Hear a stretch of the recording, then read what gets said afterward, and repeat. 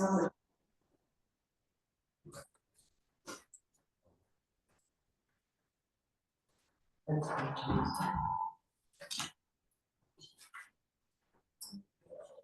So development review,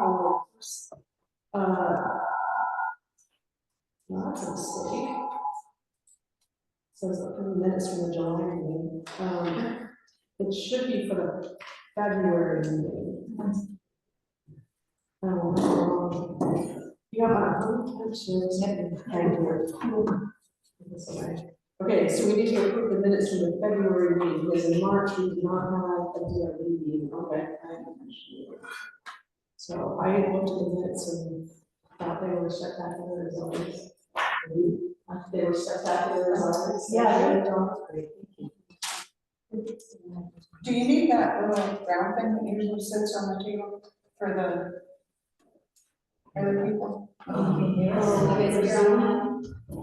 Right. I saw. Thank you.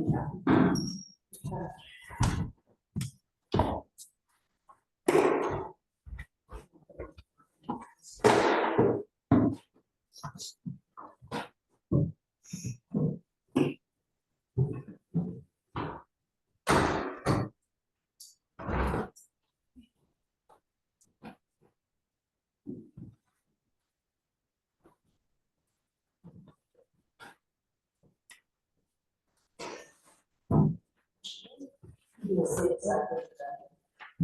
Like, just need to. Oh,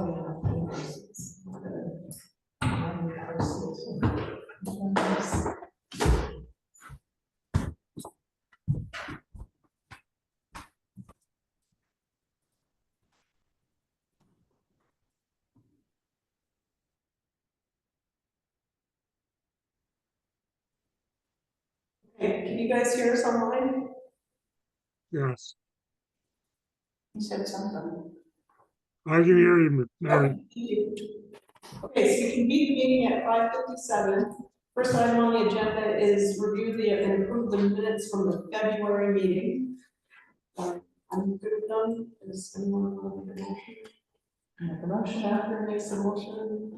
That's okay. Gretchen, thank you all in favor of approving the February minutes. Aye. Okay, public comment. Is anybody here for public comment for the DRB?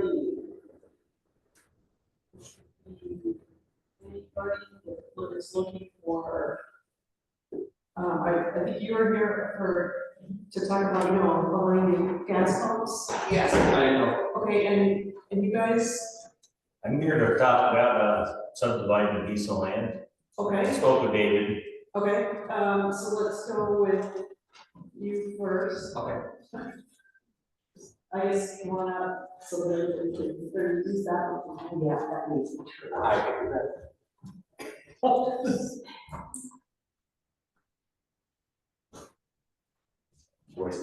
So not sure how to go up. Well, I guess just tell us what you're thinking you wanna do, and we'll look at the rights and see if it even. I was just curious if I could sell unleaded fuel at my store. There is a stipulation that was put in by the former owner of the Hampton General Store, that when we opened up a convenience style store, that there would be no gas pumps there.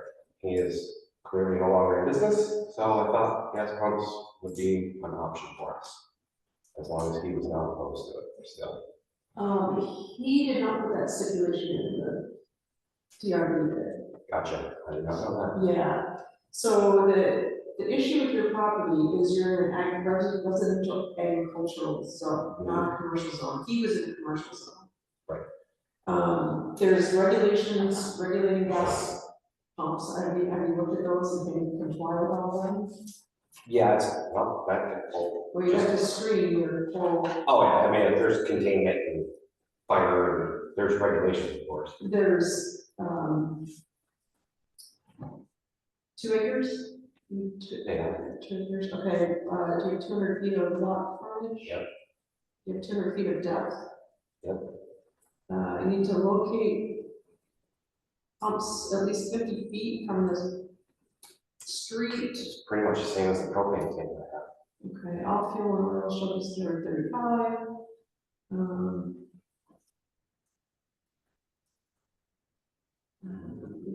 driveway.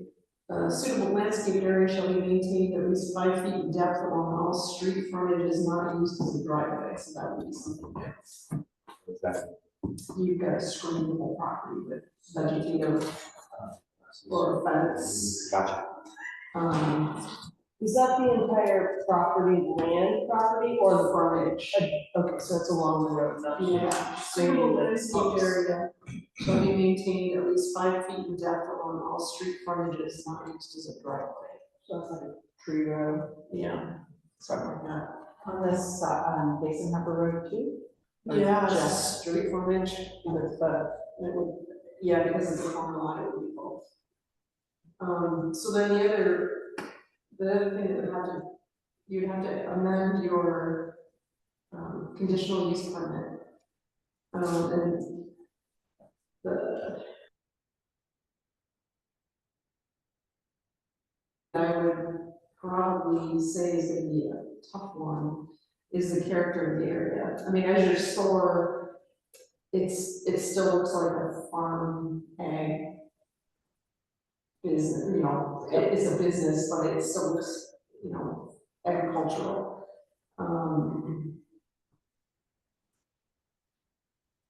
You can't, yeah, so you can't change the character of the area, so that would be up to the board to see. So we need a detailed plan, I would think. And that's from like an aesthetic point of view.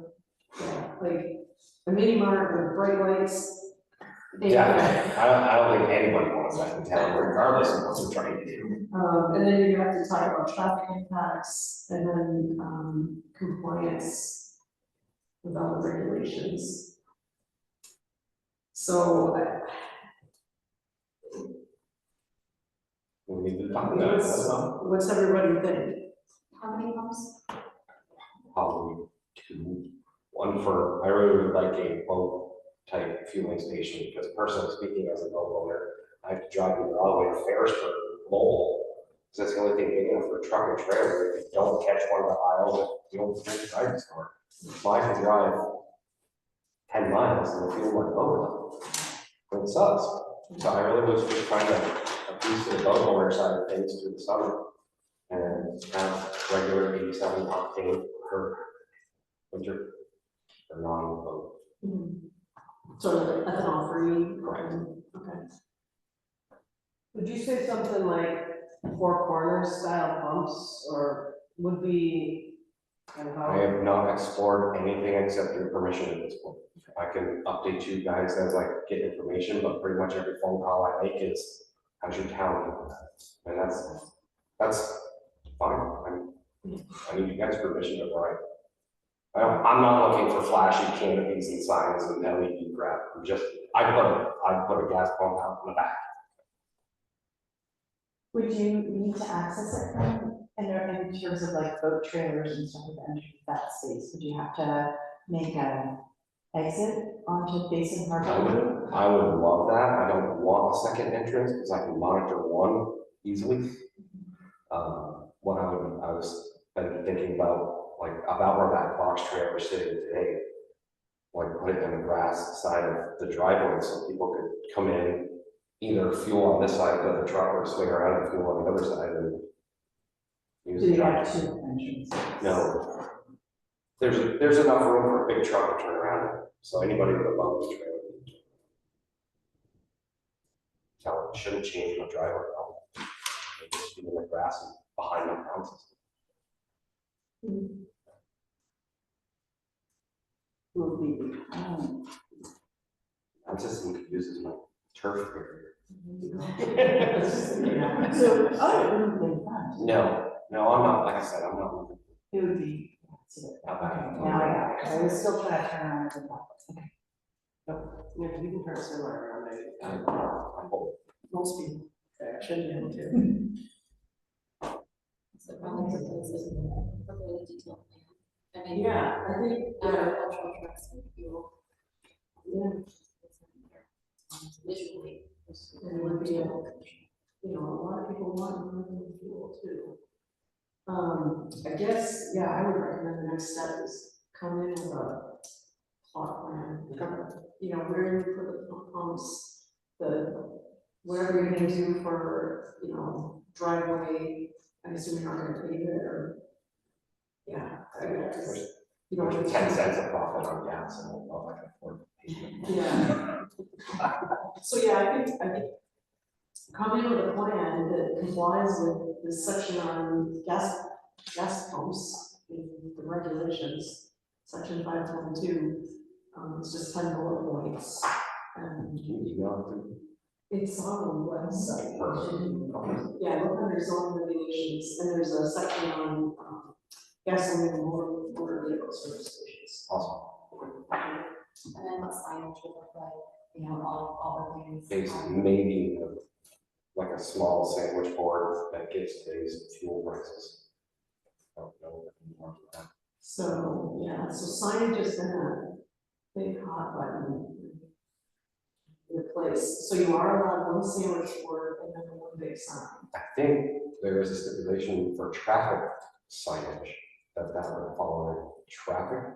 Like if I put up a truck loading dock next to a telephone pole, I think that doesn't follow in my signage. Is that correct? Because it's traffic information, it's not really happening. I don't know, I guess Yeah. it wouldn't be much more than that. So, yeah, I guess include that in the plan, like what you're gonna do with the signs. Okay. Anything else anybody would want to see? I was thinking about, like 2 years from now, I think just how you think about how you see it progressing. So that you're not having to come back over and over for.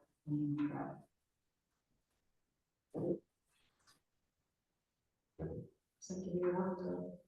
Give me homework, Okay. give me a starting point. Good. I didn't know where to go from here. Yeah. Yeah, that was. And then just kind of for clarity, so then there's the detailed plan, and that would be brought forward so that the DRB could hold a hearing to permit that? I would recommend doing a sketch, not a professional drawing. Get a decent quality sketch done, bring that in as a sketch plan review.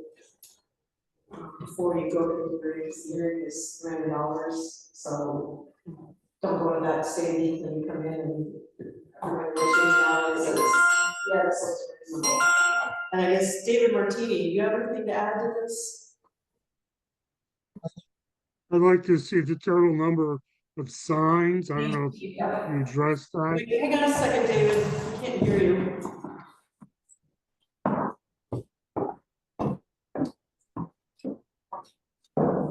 Get the volume on there.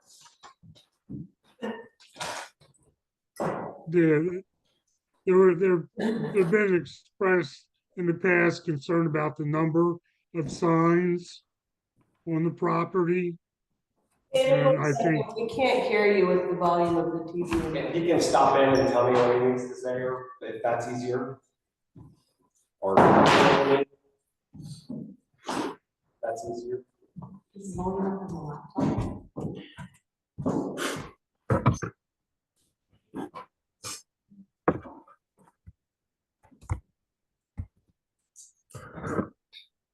Try it again, David. how's that now? A little better, but not much.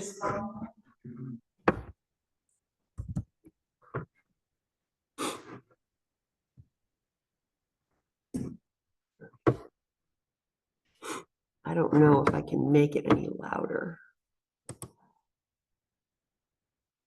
My volume all the way up.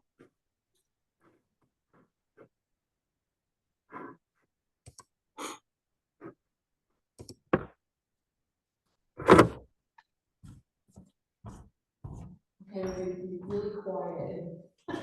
Maybe we can hear. That's somebody.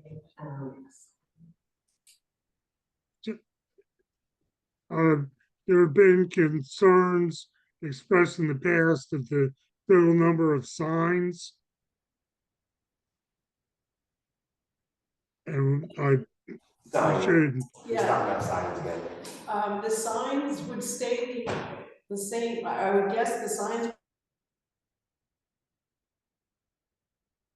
He applies for more and it gets approved. right, because I think that he's only approved for One, One plus a sandwich board. right. So yeah, we need to take a look at that. Sure. That would be my, I don't have a concern about, it's, most general stores have gas pumps. Most And I general. look at it as a general store. Yeah. Yep, okay, cool, thank you. Awesome, thank you. All right. I can't even find the barrel here. Okay, subdivision. You're at the Sunset Knoll, is that correct? Correct. My family currently owns property, 201 Sunset Knoll. It's on 22A, just outside of Virginia, right on the line. We're at the very bottom, we own 18.3 acres. There's a house on it currently in a garage, which my mom lives in, which we both live in. And my sister, myself, and my mom are all on the deed. She wants to give me 10 acres so I can build my own place on it eventually. And that's what I'm here for. I've got a map for you. So you're in a 10-acre zone, 2-acre zone? I spoke with David about it, and it's 2 acres, so. Okay, Part, that's Part of the- dysfunction. Oh, not you. The map is wrong. Not you. The map is wrong. Yeah, part I'm of, sorry, what's Joe, G-Bo, G-E-B-O. okay, yeah. I've got a nice little map for you, and I'll take a look. This is our piece of property. This is 22A, cemetery coming out of town is right here. We're right on the line. If you come down, we're all the way at the bottom. This is our 18.3 acre, all farmland behind us. My 10 acres, there's a pole barn right here. My 10 acres would go from edge of the driveway around to this path and would be this entire side. The rest of it would be at 8.3 acres, which the house and the garage are on. And eventually I'd like to put a small residence, one family residence down in the back corner. You can all take a look at it. I've mapped it out. So where are you at the top of the hill? All right. You're right here. Okay, so if this is 2-acre zoning, that would be a by right subdivision. Correct. Which basically says, yeah, you can do it. You can't create a non-conforming lot, which would be smaller than 2 acres, but what you're talking about. Oh, yeah, no, I just want 10 acres. would be compliant. I'm right now, the way it's set up right now is when my mom passes, it's in my sister's and mine and my mom's name right now. When mom passes, it'll be mine and hers. Yeah. I don't want to have to deal with it at that point in time, so I said, Ma, you give me 10 acres. You give me 10 acres and she can keep all the rest, the house, everything, and we'll be done with it. That's all I want to do. Yeah, so work with David and get the application in, and I don't see any reason why it wouldn't be approved What do I need to do for to David. David, I can't hear you on there, so I'll just call you. Yeah. Joe, give me a call. All right. Okay. I don't think subdivision is the zone, it is the same, okay. Yeah, so get with David, and then he'll have to schedule a hearing, because Yeah, it's up about June. it would, yeah, he needs 30 days notice, so it would be, you could schedule it for June meeting, if you get everything in, you need maps. Well, that's not an issue. Well, I mean, it's gonna show the dividing line, Oh, that's the one I got, shows, you're gonna need a survey map.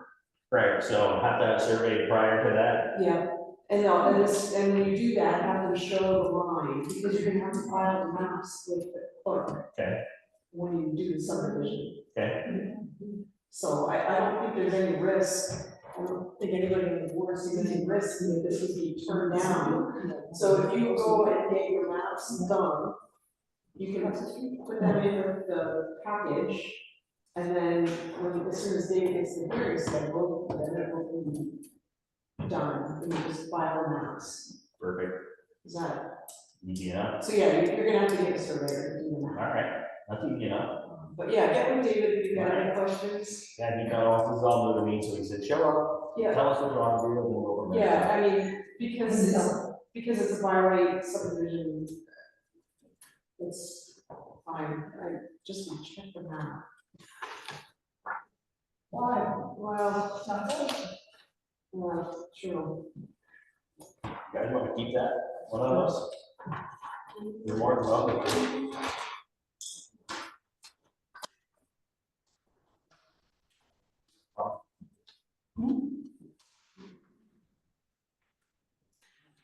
I can close. Lot of action in the neighborhood.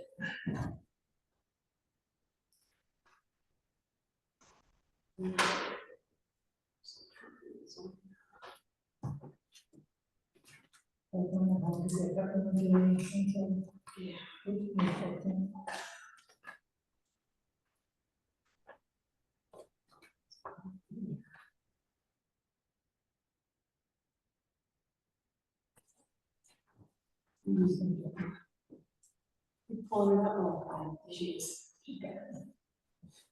Because somebody's got clues. I don't know.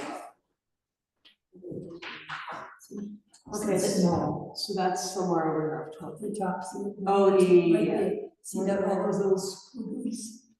That's not supposed to be there, that's our house. Oh, this, That's this, right there. yeah, is supposed to be here? Yeah. Yeah, Okay. because Sunset Knoll was heavily developed when they did this map, so they covered it. So this layer is overlaid and put slightly in the wrong spot. That's what we put on ours. Okay, so that, those red cross hatches, 2 acres only.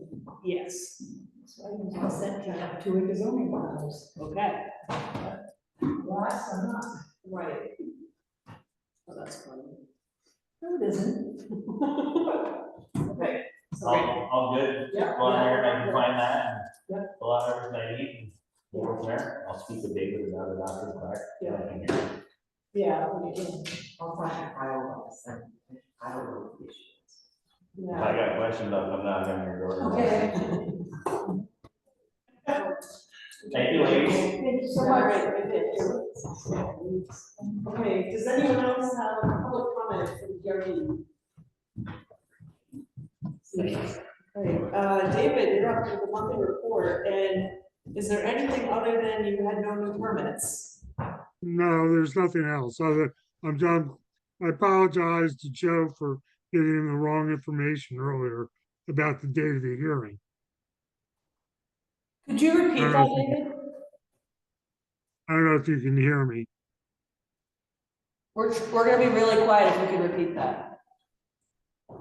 I spoke with Joe this morning and told him and misspoke and said the meeting was tomorrow. And I would apologize to him if I caused him any inconvenience, but I did try to, I obviously reached out to him and it got through, so it wasn't a problem. But I have nothing else to add to my report. I didn't hear the end of that, but instead he misspoke and told Joe that the meeting is tomorrow, but it's okay if you showed up tonight. Okay, did you get that right? Yes, Alright. Okay, DRB, any other old or new business? And none with the DRB. Is that, those things that you sent, those are for the public, or for the planning commission? Which? Those documents you sent? That's the planning commission. Yeah. Yes. Do you know where the bypass may go? No, They wouldn't interfere with his lots. I don't know. So, just because I was on the committee for the bypass, the situation with the bypass is the 2 routes through Canton were recommended by V-Trans. The committee said, we also want you to carry forward 717 because that has significant advantages in that we have to be a bridge constructed. The situation now is they have to find funding, and then they have to go to the federal government who has to repeat this entire study. So you're talking 10 years minimum before they find the funding, which is not going to be insignificant, even if they do 717. And it's all just it's general notional.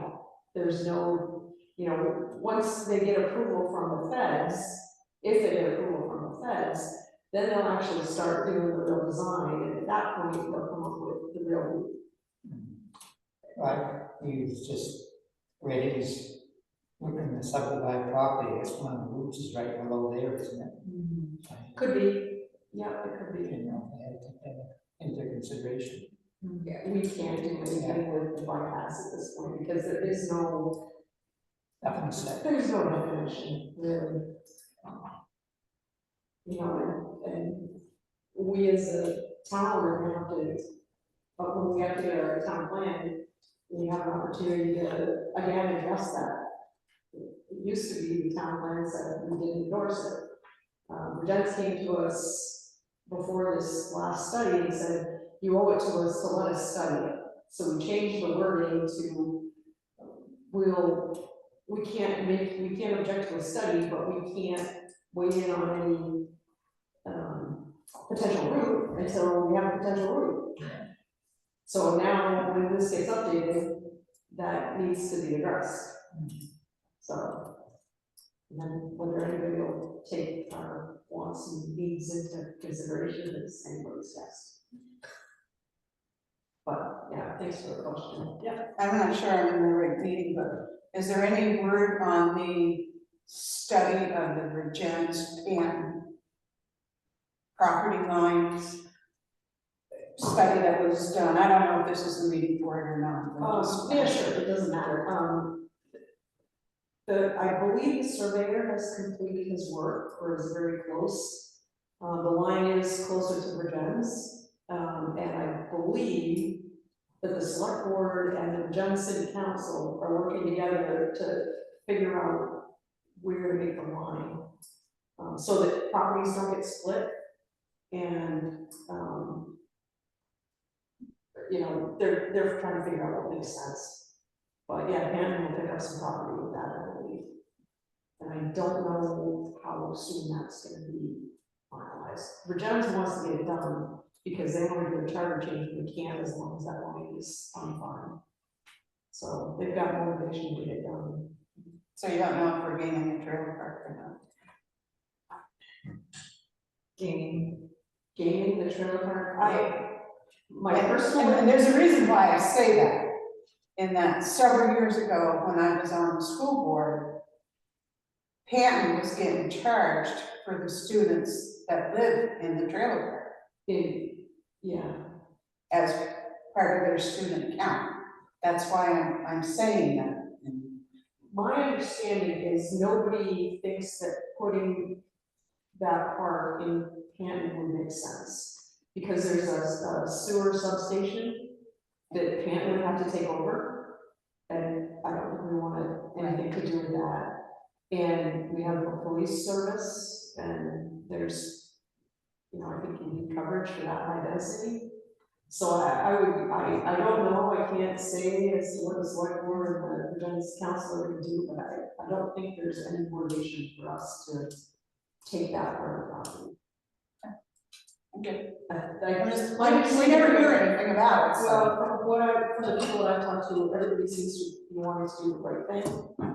Makes sense for both towns, so I'm trusting that that's what's happening. So.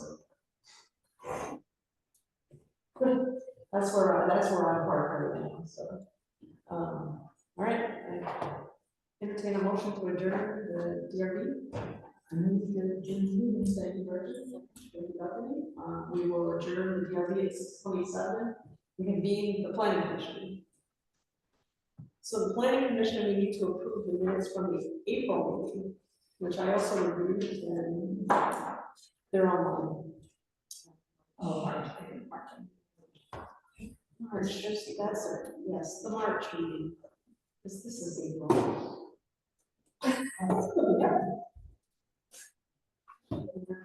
I looked at the March minutes and I was fine with them.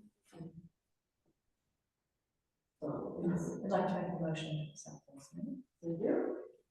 Second. Thank you. All in favor of approving the minutes as written? I'm sorry. Second. Correction. Okay, March minutes are approved. Okay, this is planning grants. The only thing I wanted to state was Daniel told me the state is looking to have it approved or a decision by the end of April. That's what I was told, so ideally they'll know by the end of April, that's their goal, they did receive a record-breaking, apps, they received 72 apps. They also had available $1 million, which is the highest pot yet that the state has had for these grants, and 1.5 was requested. For Addison County, particularly Addison County was allotted 76,000 and loose change, and 110 was total requested, so it'll just, they have their scoring system and see what happens, but I believe that we put forward a strong application. Okay. The next thing is update to zoning requirement regulations to add the enforcement clause and noise ordinance. I have not yet heard back from the lawyer despite many emails. Wow. So my recommendation is we vote on it. And at least then we can move forward with the process to update the regs. So I think everybody's seen it. And then if the lawyer does ever come back, we tweak it, or What was the question to the lawyer? just to look. To look at it and make sure that they're legal. But, you know, we took them from other zoning regulations, so I guess I think it's a pretty low risk. I mean, he might want to wordsmith it, but in the process of approving these new zoning regulations, it's gonna have to go through several public Right. hearings. Right. So there would be ample Right. opportunity to tweak it if we need to. Okay. So there's two sections. One is adding the enforcement clause, and the other is the update to the noise specific ordinance. One thing I had on the noise update is to add the word weekdays in before between 8 p.m. and 7 p.m. Because otherwise it doesn't specify. Yeah, I was wondering about that too. Right, that's just a typo on my spot, my word. Monday through Friday. Yeah. Good catch.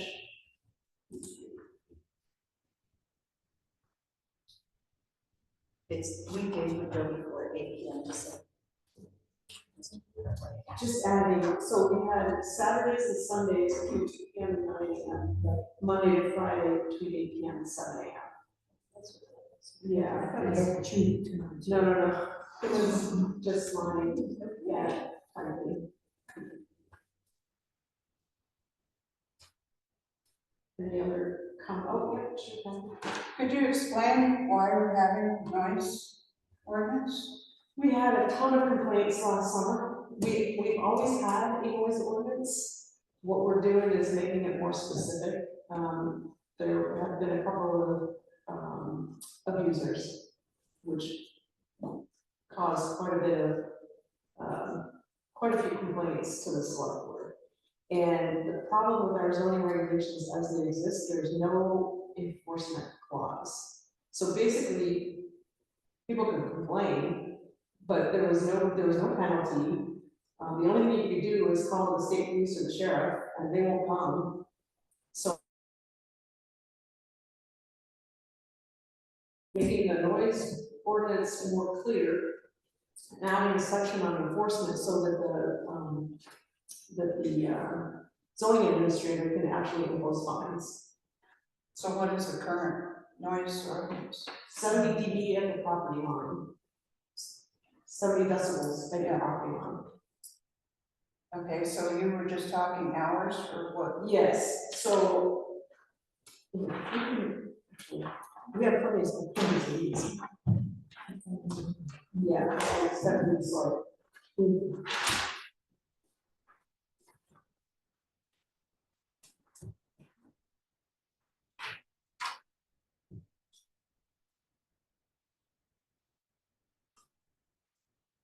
Where's the enforcement? The enforcement is a separate section. Okay. I know I've seen earlier drafts. I haven't checked it. Yeah.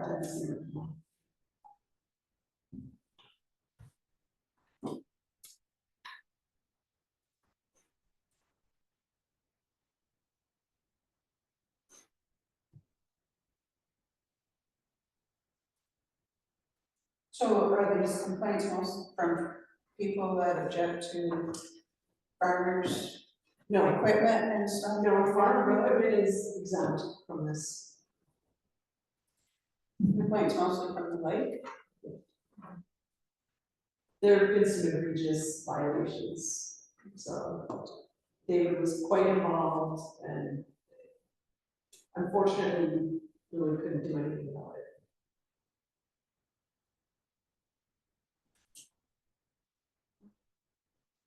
I just get concerned in that family so rural that we have to have a noise complaint. Yeah, yeah, I understand your concern. I initially felt the same way, but then I got exposed to a little bit what was going on. It was months on, so it was, All right. Thank you. And I think the property line, you know, because of the property line. It's like that, it's a noise complaint. Yeah, I think some parts of our town are really densely packed with close together lots, and I think that creates more of an issue than like big agricultural or more open space sort of activities. there were no complaints about it, so. I would entertain a motion to approve these, proceed with updating the requirements. Thanks, Stephanie. Any seconds, all in favor? Aye. Okay, so that was an updated section 810 and a new section 315.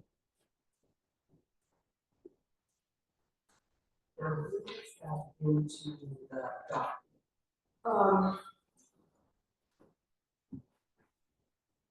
Unclear. Yeah, that's it. I need to update this so it's correct. We should actually put that in the motion. This is correct. Add money Friday for weekday.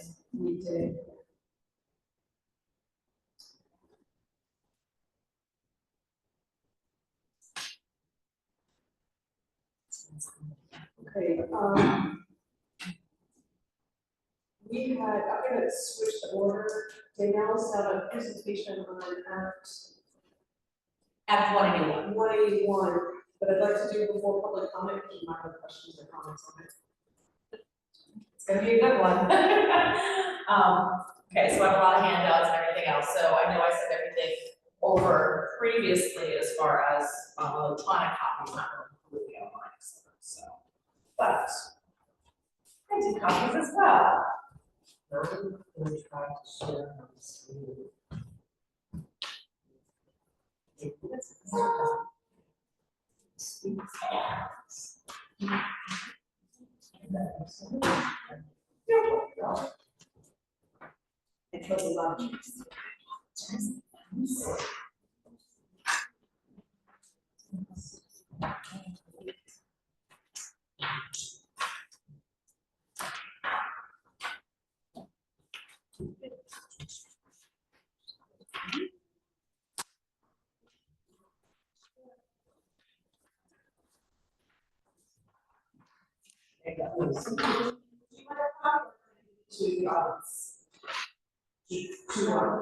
copy this. I have a. Oh. Copy this. Okay, so we have a lot to talk about today. I'm trying to figure out where I should stand, because I have to take notes. It's okay if I jump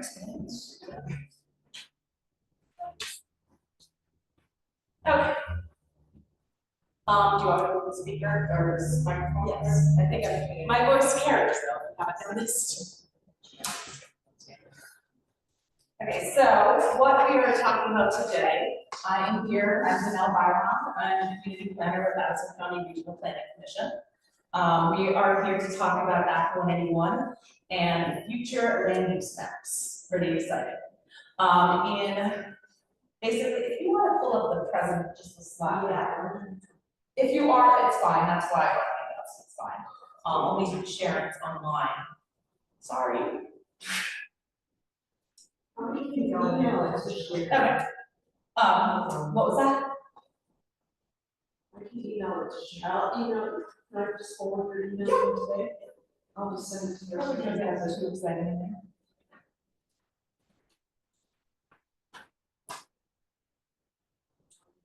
Pull up the full slide, it says.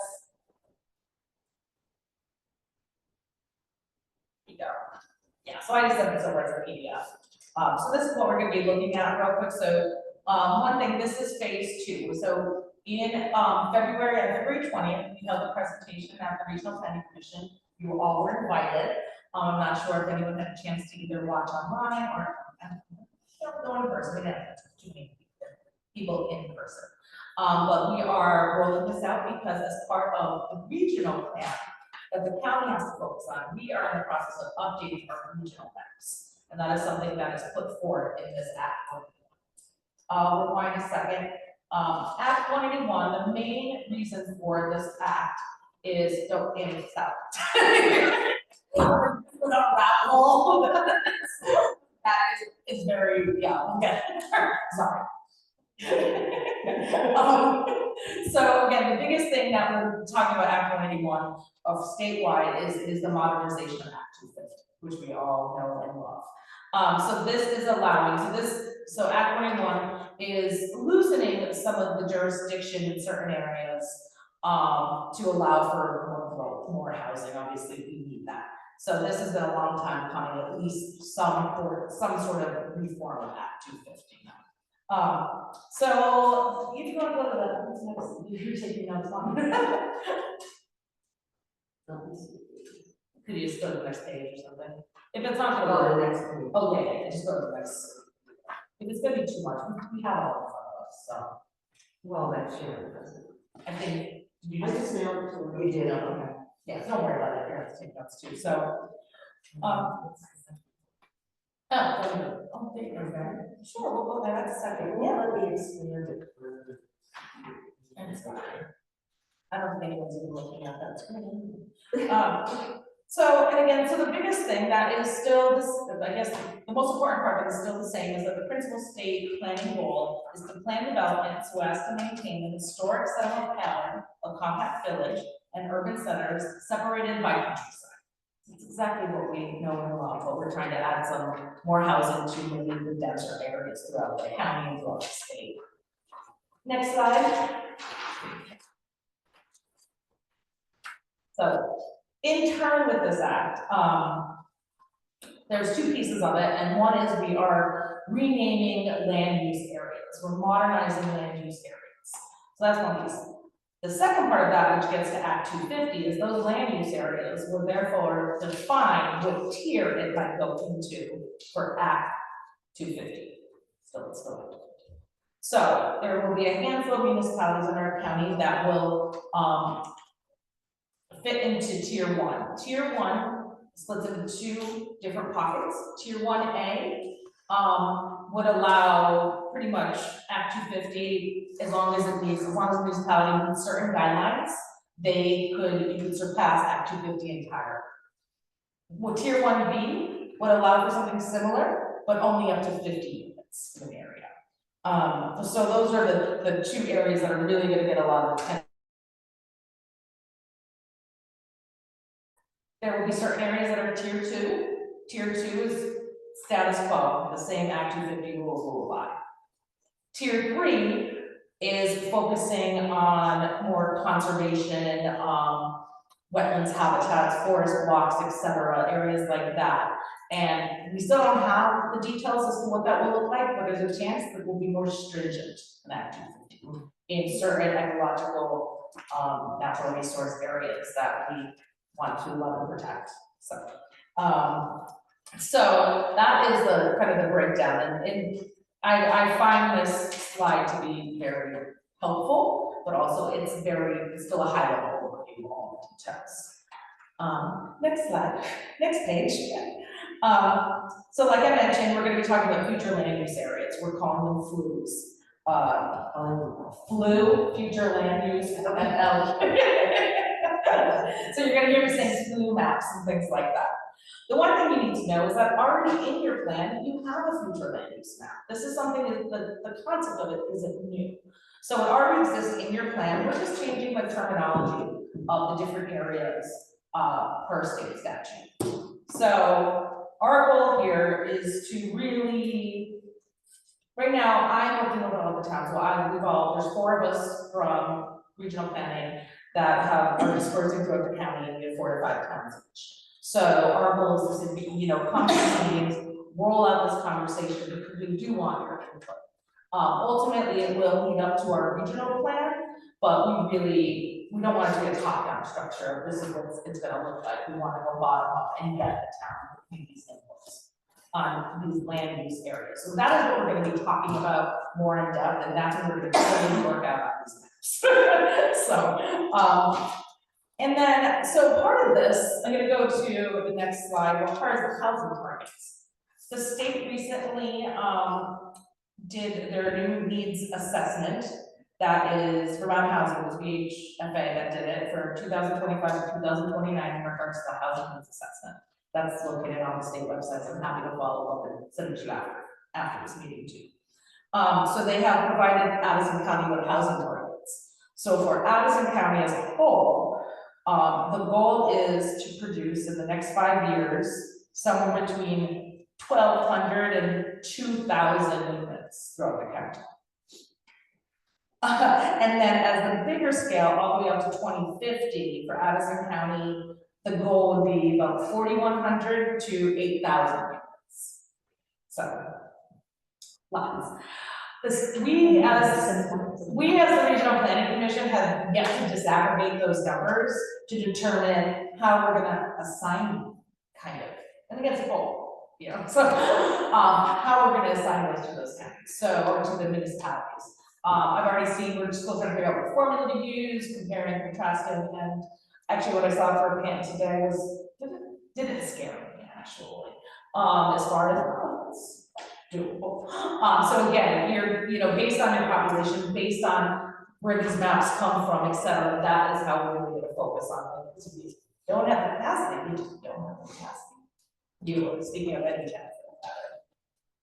And the next slide talks about who makes the decisions, and that's again what I said. We are here to build consensus among all of our local municipalities, because we're looking at this from a regional perspective. So as much as we're here, we're looking at towns and the borders, some of these land uses will kind of go into the other towns. For example, Virgins, because they're designated downtown, and then they have the neighborhood designation area as well that they applied for. They are able to, because Virginia is so small, the way the mapping goes, that I can actually map in a wall from Ferrisburg and as kind of a bigger scope. So it could, blur the lines. So, I just met with Virgins on Monday night, so they're in the same boat right now, just looking at this, and during the day, they have some say in it as well as to what happens. Well, for example, right now, Waltham and Virgin share a border, and there is a field that they just rezoned that sits on Maple Street, and there's a great place for housing. It's actually near sidewalks. It's actually, obviously they would still need water for all these things, but that's where they're, kind of targeting. Hey, maybe there's room for development in Waltham there, which would be still near more high density areas compared to the rest of the town. Same thing with Ferrisburg, where the Amtrak station is. That's technically in Ferrisburg. But there's a study going on. It's a transit-oriented TOD. I forget what the T stands for. And so Ferrisburg and Virginia came together and discussed what's going to look like around that Amtrak station. Where could that be developed? How can we make this walkable? So again, the towns are working, just hand in hand. And this was oh, go for it. Do you know if, we just started crop development in February, that we're around 24, but that won't be finished until this year? They Will should that have go the first, they'll have the first 6 up by the end of summer. Okay, Yes. so that will go toward. Absolutely, yes, yes, yeah. So that, I forget the max number they want to put in there. Something I can't remember. like Units? units. Yeah, and right, I mean, we're only gonna see the first 6 this summer, because they actually have Huntington Home, the last sites that they're gonna accomplish this summer. So that'll be the first of 6 townhouses that are pretty much all under contract already, so. And the same thing with, you know, Virgin still has Commodore Lane, it still has a few houses in Redwood that are here, and that'll max out, that development maxes out at 50 single-family homes. And then there's some other projects that are being discussed that might bring 70 units.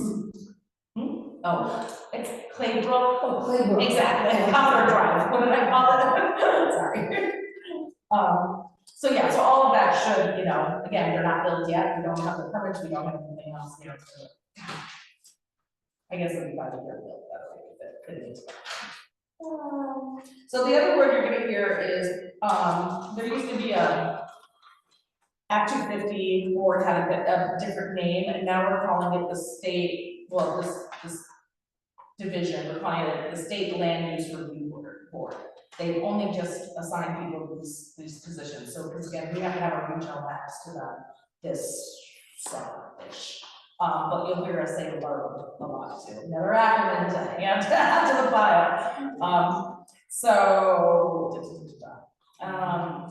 And ultimately, again, the board has to review and approve our full regional map. So that is something we'll be doing over the next year, but we're starting this year. Okay, so I'm gonna skip over the 2.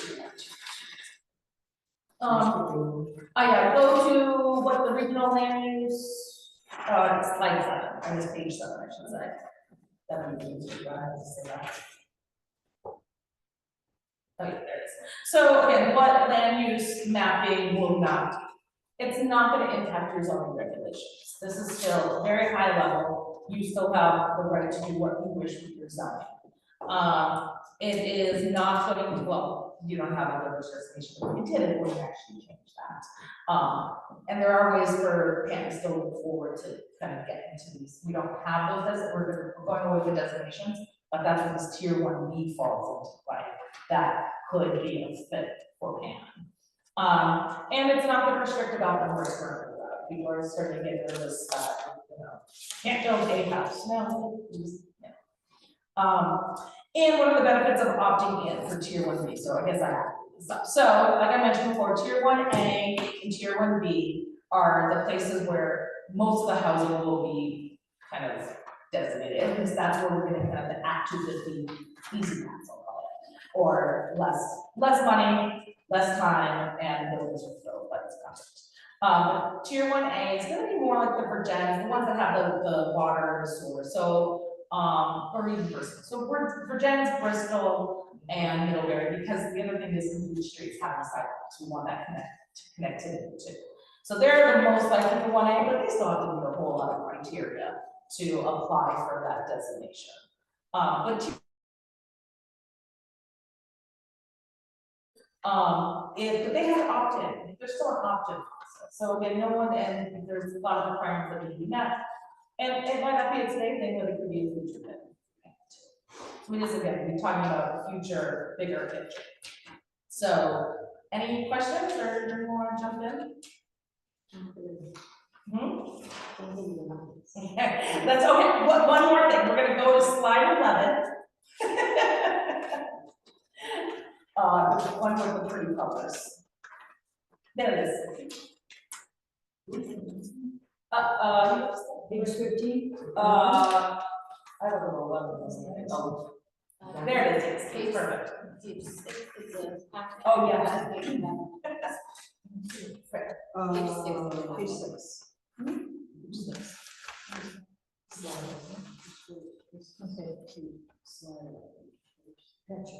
Yeah, sorry, I forgot about the page. So this is the one I like to show as well. So again, we're talking about these regional, these future land use categories. So we have downtown and village centers, that is gonna be more the Virgins, the Middlebury, the Bristol, New Haven is also gonna be a village center. Planned growth areas, so that is gonna be mapped outside of those, and so that we're allowed to map depending on it's either a quarter mile, half mile, depending on the designation outside of this planned growth area. And again, that's what we're really looking to focus. We, when I say that, the state, yes, I should say, is looking to focus their housing. Then there's these other ones. So village area is going to be pertinent for Canton.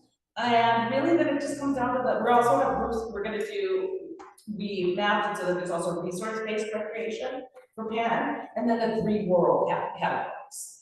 And so if you're looking at that slide, and you'll see at the top, there's all the categories that go across the top. Then they refer to the designations that Vermont has had previously, and then we flow down to the Act 250. So as you can see, a downtown center, village center at the top would slide down and they could be tier 1A, tier 1B, or tier 2 if they choose not to do anything. With Canton, we're going to be talking about the village area. So if you go over that top line, there's the 4th one is a village area, and that is something where Canton fits in. So if you scroll all the way down, hey, there is a possibility for that partial exemption of tier 1B. So I've been looking at this map, this one slide for 2 months now, and it's the first time I've been able to actually explain out loud using the right words. So, and then we're going to kind of skip. Okay, let's just, if you wouldn't mind, if it goes, because again, this is for the entire county, so there's a lot of areas that aren't necessarily the same, but go to slide 13, page 7, 13, right? Yes, perfect, planned growth area. So this is an example, these were just scenarios that it's purely a scenario, and what you're looking at is Virgins. And you can see how that the pink is that planned growth area, it's bleeding into the other towns. So that's how the county is going to look at it and how the state's going to look at it. So that, again, crossing those boundaries for potential. Again, you still have the control, you still have the zoning, all of the other pieces. There's still a lot of roadblocks in place. But I just wanted to show you what that could look like. But if you go to the next slide, is where it comes into be a little bit more Canton specific because we are a village area. So yeah, the next page down. What town is that? Addison? Yeah, so yeah, it's Addison. So for example, Addison does have a designation. I think they do actually. Addison, okay. Oh yeah, they do. They are designated. But this is an example of, they have their designated kind of little village area, and then we want to go outside of that. We recognize that there's still more than just this one little center that may have been approved for like a designation to get some grants, etc. So the village area is the pink area, as you can see, and also it's going further out. So that's what we're going to discuss today: is how big, how small do you want your village area to be for future use. And then I'm going to skip ahead and go to slide 17, page 9. And that's where it outlines different rural categories, which we're going to see. Oh, and I actually forgot to. So in the rural, right, perfect. So for the rural general, well, again, we're going to see rural general, rural ag and forestry, and rural conservation within Canton. So we'll look at that future reviews now. Correct, do you have a question? No. Okay. And am I talking too fast? No, I'm just talking to somebody else and listening to you. So again, we're going to be defining those individually as well. So I'll just read these for rural general. We see a lot of that, and that's of course just wanting to preserve the conservation of the working landscape. Low density residential, sometimes urban commercial is in there, and it's compatible with the lands and natural areas. Rural ag and forestry, that's what it's all about, working land. So of course we're going to see a lot of that as well. And then conservation, those are areas that are often conserved with regulations, and often even the state, different organizations by property rights. These lands have significant ecological value and require special protection due to their uniqueness, fragility, and economic, ecological elements. So, and that is what I would like to, that's really what I want to talk about there, because I want to just bring up our house. Now I have a question. Go for it. Jen's health. Yes. And I was talking to the guy from Nutrients, Yes. and he said they did a scan of all of the Champlain Valley, Jennings, Ferrisburg, and Addison, and he said it's almost really ecologically sound. So do you consider that when you're doing land use with Act 250, you know what I'm saying? Listening to him, you wouldn't do any of it. Yeah, I mean, there's just, obviously, we wanna protect our wetlands, our river corridors, our forest blocks, things like that. I think Vermont as a whole does a good job at that with DEC, Department of. This is V-Trans. Yeah, I know, but I can't speak for, so, yeah, I mean, so he was just saying that he thinks that we do a great job as a county? Yeah, but he said he didn't think there would be any development because it's so rich in history and sound and passing. I can't speak for what that V-Trans gentleman said, or if that person, that was V-Trans, it wasn't the engineering firm. He was, he was. Yeah, I can't, and I, V-Trans, and this is. It's almost like two different things, you're developing and then, oh. Yeah. You can get into Yeah. it. Yes. Very As popular. part of the development designation, is there any sort of price range that these developments need to be within for getting back to some? If part of the issue is addressing homelessness and affordable and how does someone use that 650,000? Okay, so if we're talking about Middlebury and Stonecrop in particular, Stonecrop has, for example, the same unit listed at 400 and 600. The exact same unit. The 400 is available through VHFA and specific grants to get it for that value. The 600 is those that can and are able to pay market value. Yeah, so every one of those well, probably, there was 6 listed, one just came back on the market. I'm also a licensed realtor, but I've been there for 15 years, so I'm still have my license next year, or through next April. So I have that, I still have access to all that data. And so, yes, a $400 house does not necessarily fit the affordability range, but the cost to build is then exasperated as we know. I mean, the small, I think it was a 358 was the lowest price on the smallest unit in the Stonecrop out of those 4 units right now. So, or 6 units, I should say.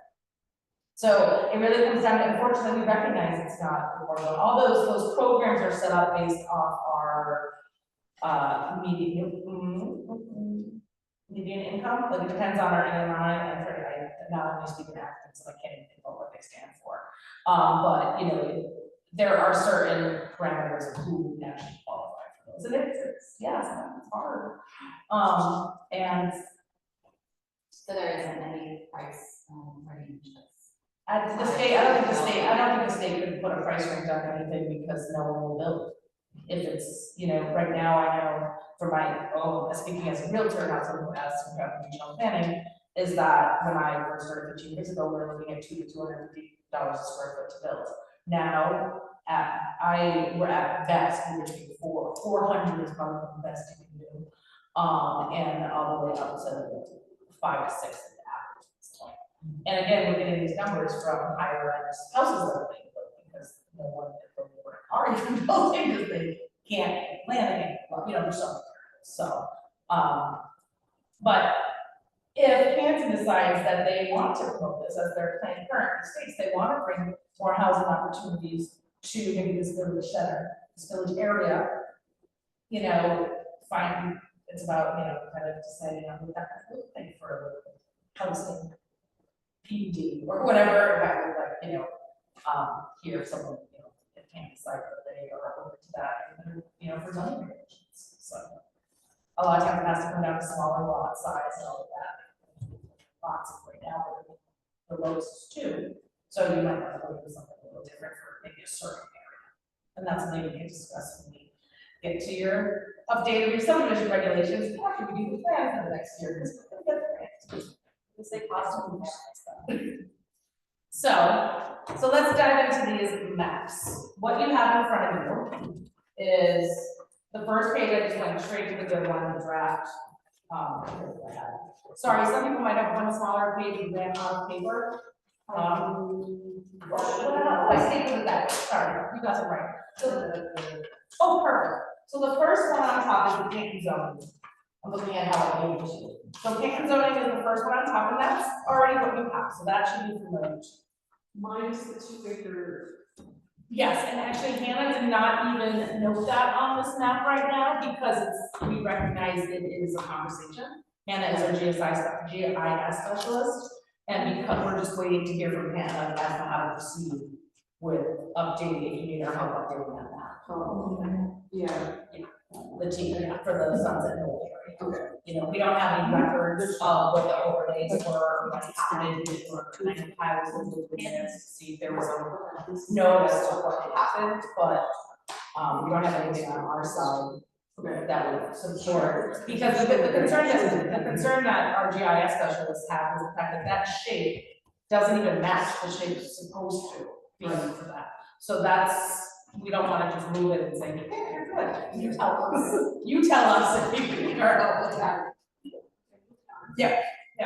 So again, that's your first one, your zoning map. The second page is actually your current zoning. So that's actually, colors have changed from what you've seen in, if you were going to compare that to what is currently in the plan, the colors have changed a little bit.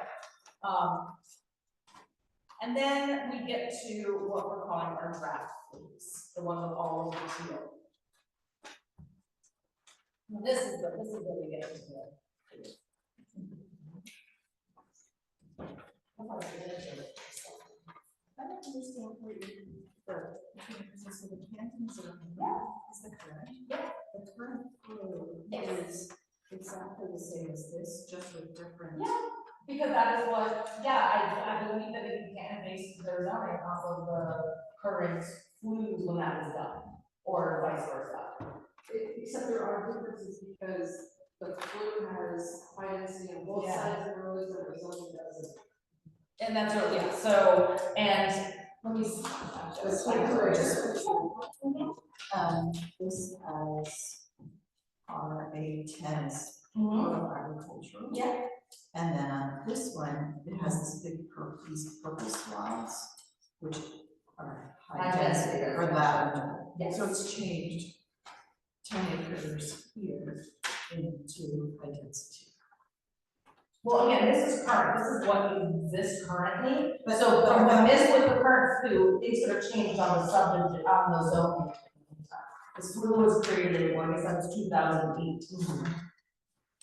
The zoning was, I honestly, it's hard for me, I've been focusing on what the draft flu will look like. The zoning is interesting, and that's what I spoke to my GIS person about, in regards to zoning, because we have these purple, these dark purple lines, because for the zoning, what is it, off 1,000 feet from the road on either side is, I think it was just 5 acres along the road frontage and 10 acre. yeah, but according to GIS, she was saying that, again, this is nothing new that she really created, she kind of just pulls it with the different colors. But she was saying how it was interesting how you have for your zoning is along the roadway, I think it was like 1,000 feet in could be a lower density, but it's not based on parcel lines, it's just your 1,000 feet or whatever it is. So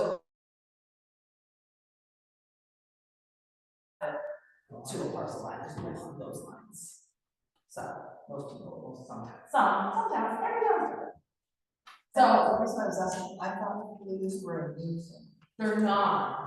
Future land use map, and again, so I stated before that this current blue is the old future land use map. So that current blue is what is being. From regional planning, this map exists in your actual plan. You go to the map, the section actually, because not everyone has it, so I just checked your items. No, this is confusing, and I'm not, it's blurb. The blurb. The flu versus the blurb. The blurb is the one that will remove all of our future land use maps.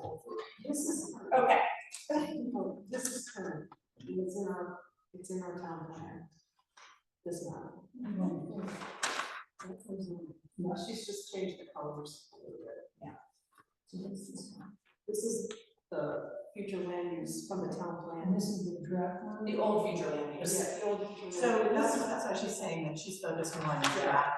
This is what we want. We're gonna be looking at the one that's. The current, okay. Yeah. The current future?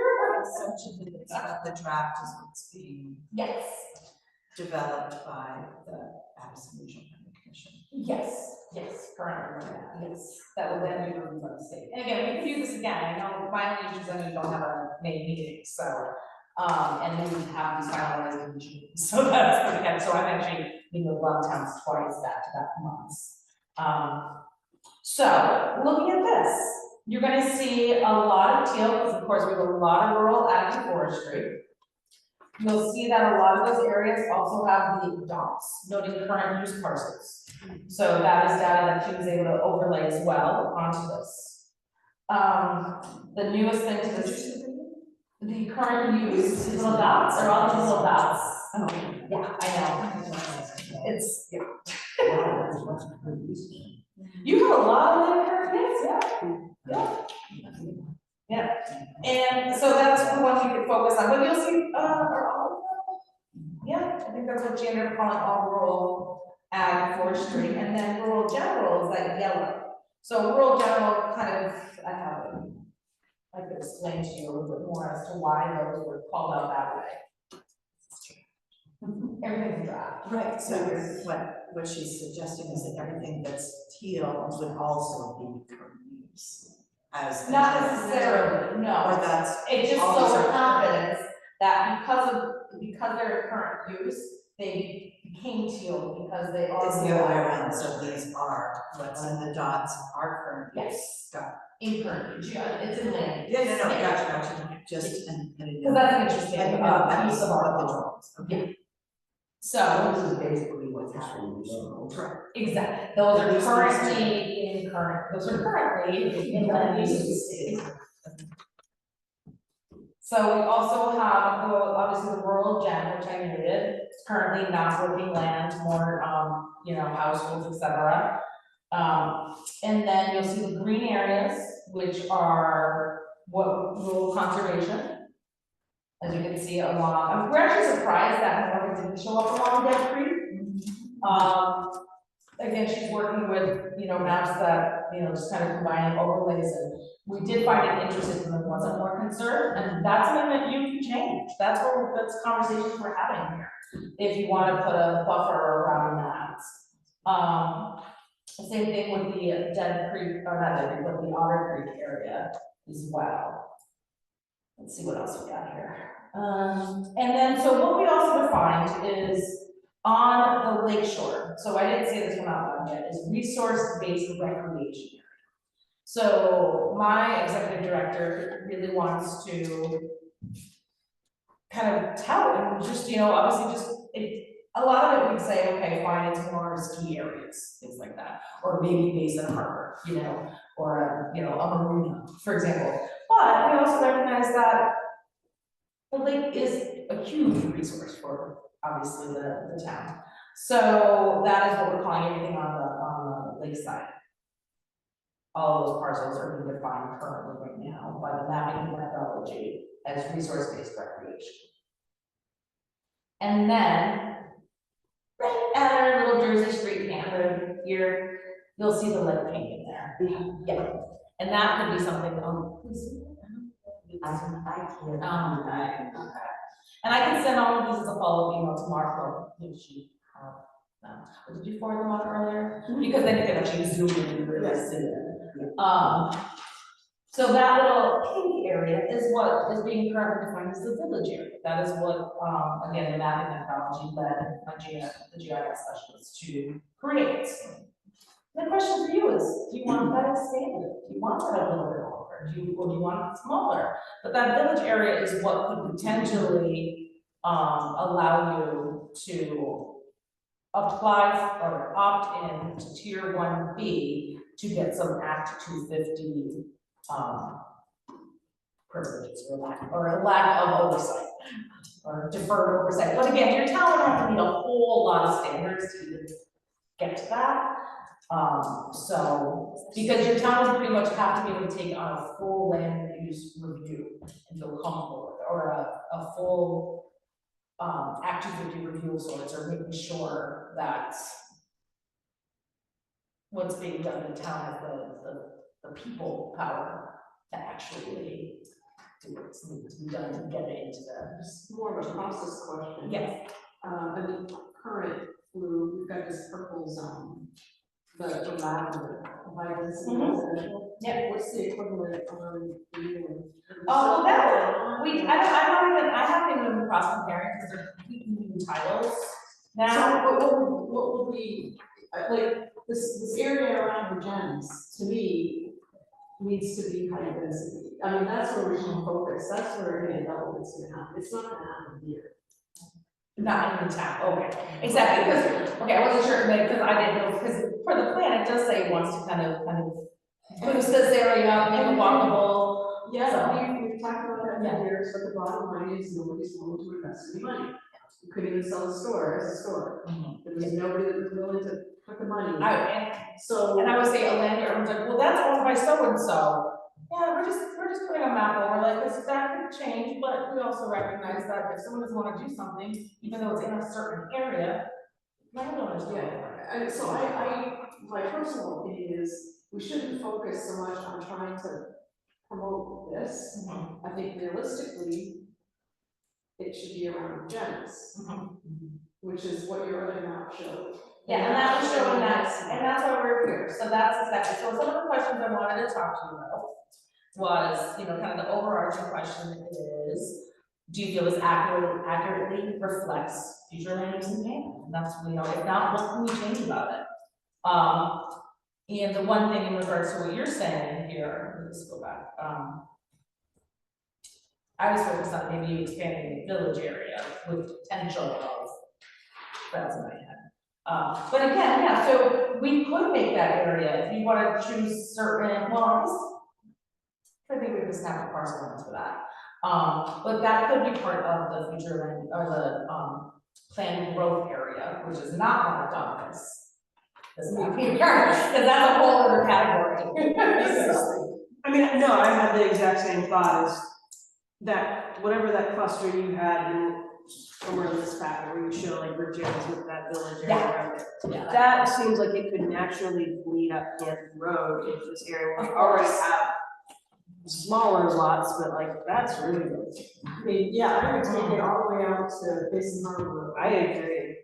And I would include. Well, it can't, so the Virgin's pink area has to stay within a certain mile distance of their downtown centers. So it's just the fact that Virgin is so small that that's why it's possibly going to. We can't just expand it arbitrarily because it does go through done some sort of parameter. That I have in my head. One of my other comments.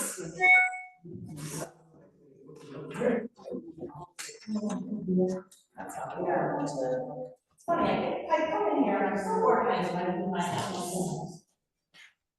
Well, yeah, you have a half mile buffer on these. Yeah, there's a half mile for around one and a quarter mile buffer around the. And that's all contained within the little square of Virgin's, but realistically. Oh, that map is purely just for overview color, that is not anything of, that's just to show what it could look like going in the communities, that is, I have to yell at you, like, yes, this draft scenario.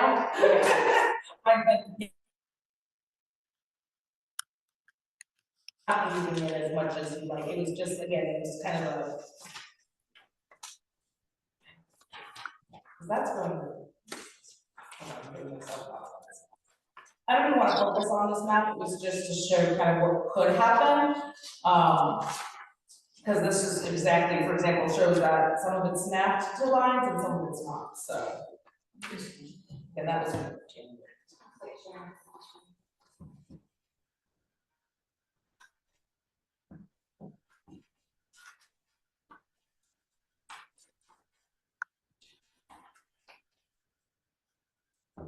Hey Sharon, do you have something? Oh, sorry. Can you hear me?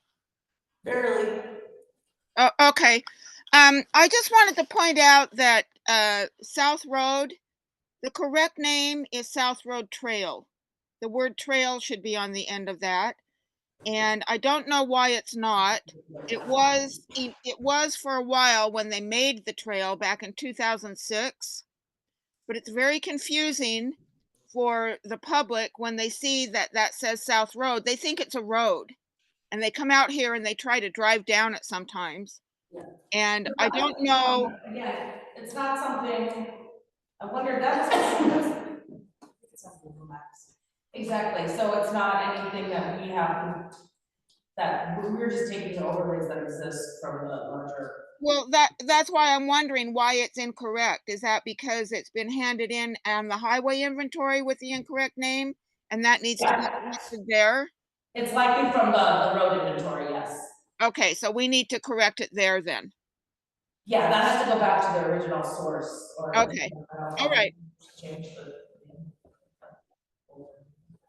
I don't know how to change something. It's properly South Road Trail. This is a trail. I'll ask him about that. But I think it's just, I mean, It's not. it's something that's being Yeah. adapted from what exists out there. A little bit better. Yes.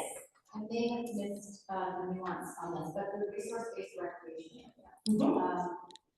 That terminology, a lot of those costs are defined. Oh, of course. It's just a bigger picture. We just want to say that there's a resource base there. If someone could, decide one day that they want to change zoning on something and someone wants to build a resort, that's an example. Again, it's nothing. Yeah, this is just kind of top down. And honestly, the state might pull back and might want to call that rural or something else, that's the catch. So I think right now, because we have to see what Charlotte's doing compared to Ferrisburg, so like those conversations are still happening. Because we can't just stop on that county lines necessarily. So the learn will have to maybe weigh into that as well.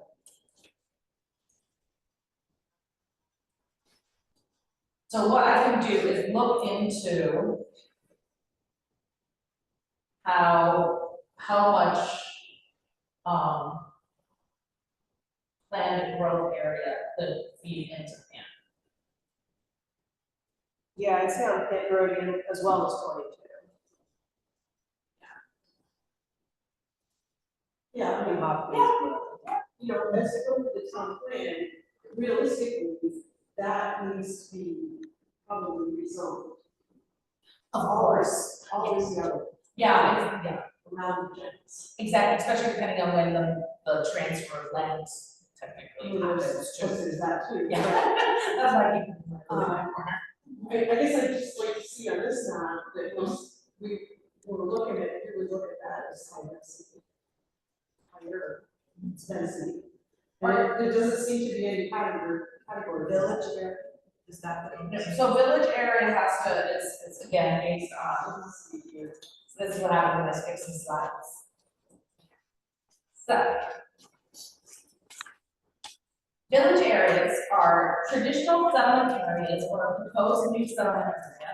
So that's why I say proposed new, some people could sometimes could like, there's something here we want to roll out that area. But typically comprised of a cohesive mix of residential, civic, religious, commercial, and mixed-use buildings arranged along Main Street and intersection streets that are walking distance for residents that live around the corner. So again, that's kind of the right. It provides an opportunity for infill development and redevelopment area, and it includes existing, that refers to the designations, the statewide designations. So if you already have a designation. So that means on the draft blue, there is no purple on like this, there's no planned growth area. They're in purple. We don't, yeah, the planned growth area is based on your downtown as a center and village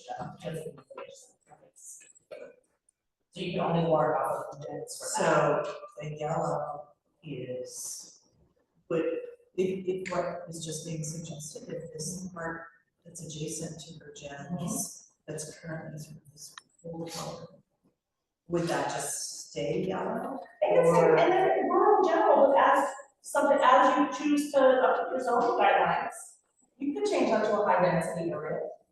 And make your lots, you know, you want to make them, so that's never smaller. That's a designation possibility, there's nothing on the. Yeah, we don't, Virginia doesn't have a designated, that technical state designation. Again, that's why we can't talk about the downtown center or village center, we only put some village area. Right. So that I don't think we change, it's not at all.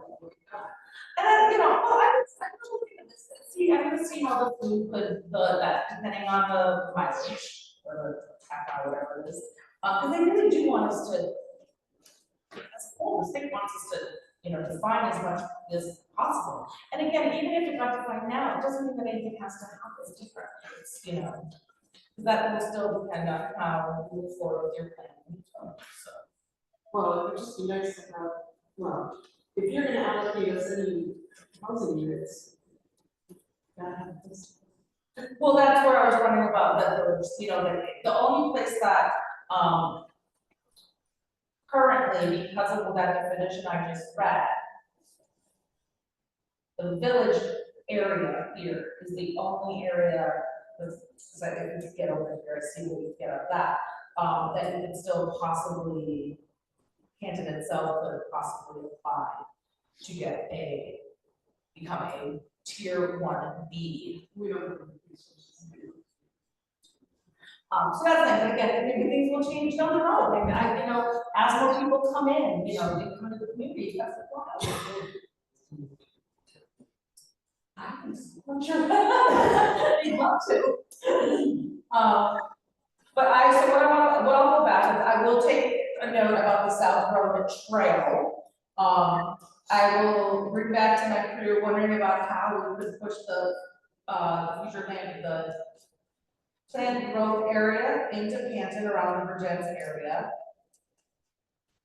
And it sounds like you're fine with not extending what that little peak area is there.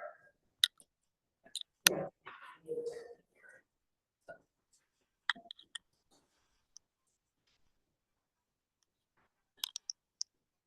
Which part is that? This whole conversation. And it's gonna take some digesting, because again, I started this job in January, and this is the first time, as shocked as you may be, that these words are actually coming out of the that it's not easy to understand, because we're talking about two different things that may not even, one of which, the Act 250 changes, may not even apply. But we'll see what we can do, because again,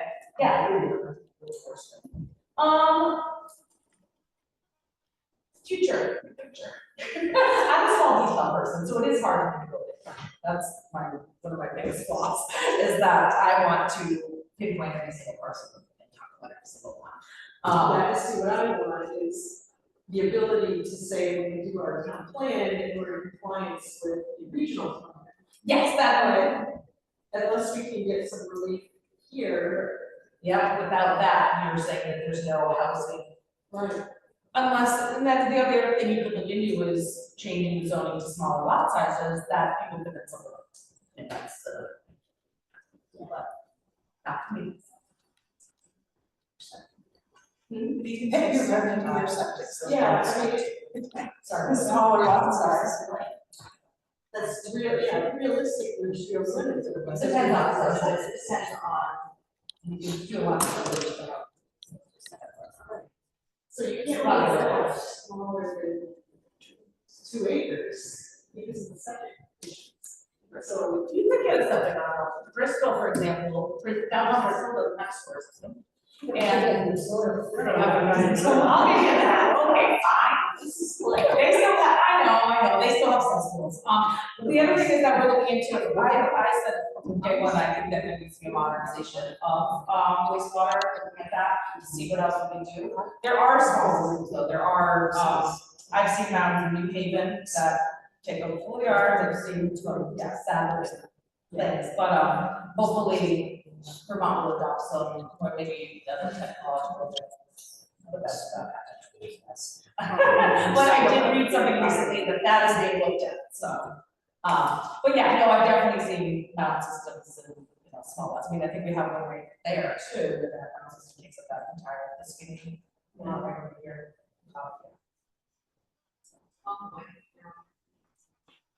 Oh. You know, well, it's always anyway, so that's. And there's ways to maybe do a little neighborhood and do like a little, combined, you know, shared septic system or shared well, what, is that what you're looking at right now, or? Oh, okay. I know. Sometimes the clay soils are. Yeah. I will go back and share the comments that we have. And go from there and see what happens. I will share, there's quite, I'd like to have more information that I can share with you if you really wanna go in the weeds of the methodology as to how this was mapped. I have all of that, but yeah, exactly, some people wanna go deep, and so I respect that. So I will follow tomorrow, whatever I did send Mary today, I'll follow forward on. And then just the timeline, just so we, so we So- have a sense of how. So we need to pull together our regional draft map in June, which is the beginning of June at this point. Because we're meeting with we're not, sometimes we're starting in the middle of May to get it started. So, and then that will be the draft map that we have to, our planners are getting together, but ultimately we'll have to split the learn for the draft map. I don't even know what that was my life, or just for so we still don't have guidance on tier 3, which is really important to our mountainous communities like Starksboro, Bristol. Tier 3 is going to be really important to them. And so we don't even have that information and guidance. So we'll need to make decisions as for when and when. It's not necessarily decisions. I think this is day one. I'm happy to come back to you. I'm happy to come back in June. Just let me know what date or exactly. So I can come back in June and give you an update. So. And call me if there's anything else that comes up. Call me directly. Email me. You could do this again. I'm happy to meet with 1 or 2 of you so that each. Get 1 or 2, that's it. So that you don't have a quorum. And we could, you know, talk about it at a smaller scale too. And if there's pointing questions, again, this is new to all of us, and if we actually just got our 3rd updated draft methodology, so things are changing as the methods are mapping, because what looks good in words doesn't always look good on the map. It's still a work in progress, so. Okay. Just let me look at my agenda for myself, and I didn't look at the entire thing.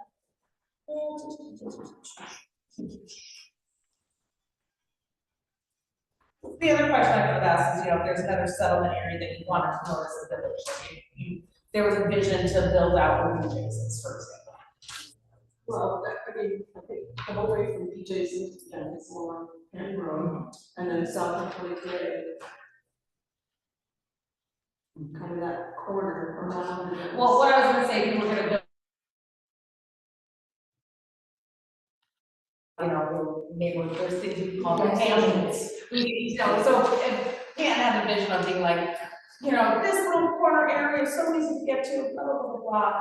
We want to designate it a hamlet, that's something that we have to. It's like if you go into town, there's like a random schoolhouse and maybe like 1 other historic neighborhood, but there's no like banks and cover everything else, that would be up. Yeah. I love it. The only thing I want to say is it is ridiculous in Virgins by the bridge where those condos are. They've been there, they started building them, they got stopped, they went in and redid them. There hasn't been a soul all winter long parked in there. Not that you can park more than 5 vehicles in there at one time, but One is rented, maybe two. there are no vehicles there. I've seen lights on and vehicles, just again, maybe two, but definitely one. Cause I know Anna did rent one out, so, yeah. I mean, it's, to me, it's a waste of money. Because they gotta have flood insurance. To buy a house. That requires flood insurance, I guess. Because the falls are there, so I don't think it's ever, I don't think it requires flood insurance. I mean, the association might have to have something, I think, for their own benefit, but I don't think that's actually, Yeah, it's just a waste of money, as far as I'm concerned. To have them built there, nobody can afford them around here. they are under 400,000. They are. I'm aware. I didn't work here, I get it. Actually, that's why I got into real estate, is because it's really sad after 15 years, like, what happened? Why I continue to qualify, I'm coming in and say, I'm sorry, unfortunately, they won't put an offer. It broke my heart, but I, 4-year-olds, I can't. I'm gonna see control of you. I think that's fair. Public comment. Okay.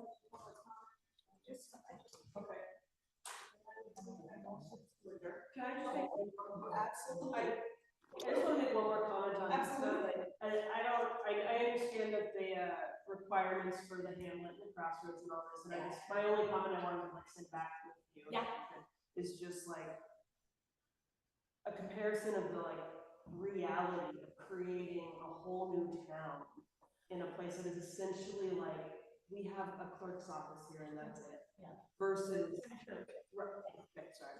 We're not a hamlet here, we are a village here. Also, but my point being, the reality of like creating and kindling that into what would be those requirements versus what is realistically one that needs to be built and go to school. Yeah. I think just like that discrepancy of like the goals of, The housing goals more than anything else, yeah, the housing goals. Yes, and in terms of these clusters where we're designating a village area, like what would be ideal, sure, but what is reality?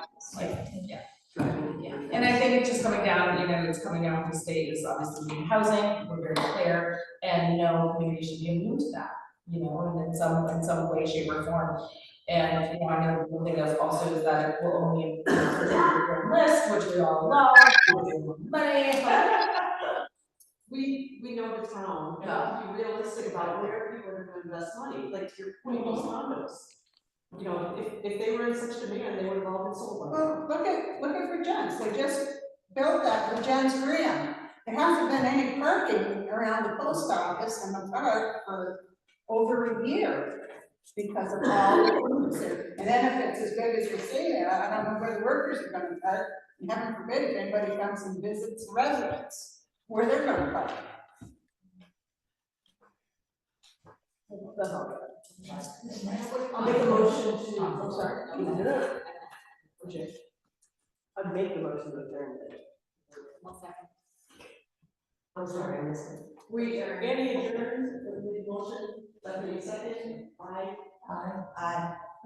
So we're adjourned at 7:35.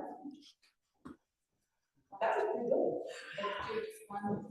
Yeah. Would kind of have what would adding to the conservation area and down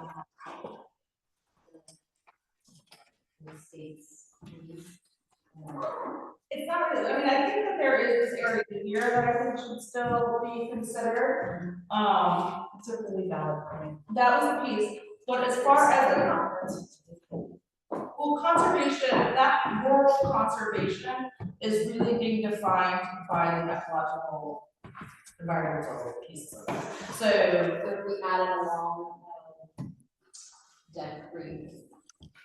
yeah, I would ask about that too, because that was odd that the river corridor overlay.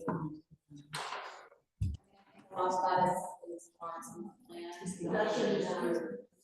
Yeah. I think, I don't know if share rates were maybe before or after. Before or after what? Before or after we adjourned.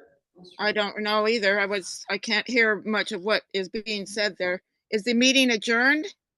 Yeah, but do you have a question, Sharon? Well, I needed to bring up that, idea that was brought up at the last meeting about, doing some kind of collaboration with Dead Creek out there at the Stone Bridge sometime this summer. I did mention it to them. I spoke with them about it. And they were asking a couple of questions. One was, do you have any idea of what kind of event you had in mind? And then also, who would be your contact person for them to discuss it with? Getting input. I believe this was for getting input for the new town plan Yes. For the grant. Yeah, I think we're kind of in a holding pattern on that until we find out about the grant. Okay, so you don't want them to contact you yet?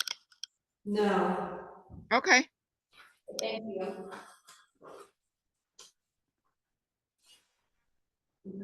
So yeah. Just one other thing too, that we wanted to say is that for some strange reason, after maybe a dozen or more years, Mary has decided to step down from this very easy role, that she's taken on, we've just been so incredibly grateful for this. I think this meeting is a perfect example of why we are so grateful. Your knowledge, your level-headedness, your even-handedness, your grace, your moving things along, your listening to everyone, and your ability to keep us as a community moving forward while really respecting and understanding our past. So for that, we know that you're going to have just a tremendous amount of free time on your hands. So we wanted to give you this gift, because we know you're gonna just be bored to tears. And I'm afraid that we would give this to you, so just have a little. And also to remind you of this beautiful thing. Very afraid.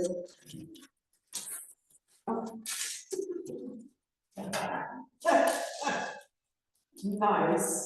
I like it. Yeah. I will try it. You need to book a water for it. I am the least artistic person in the world. I bought one of those, it's really fun. Basically, keep my numbers. Yeah. That's cool. It's very meditative. And then you're just gonna throw the book away and get a blank piece of paper and. No, yeah, that's not. So, and then your own little set of black colors. Yes. Yeah. Thank you. Yeah, thank you. Thank you.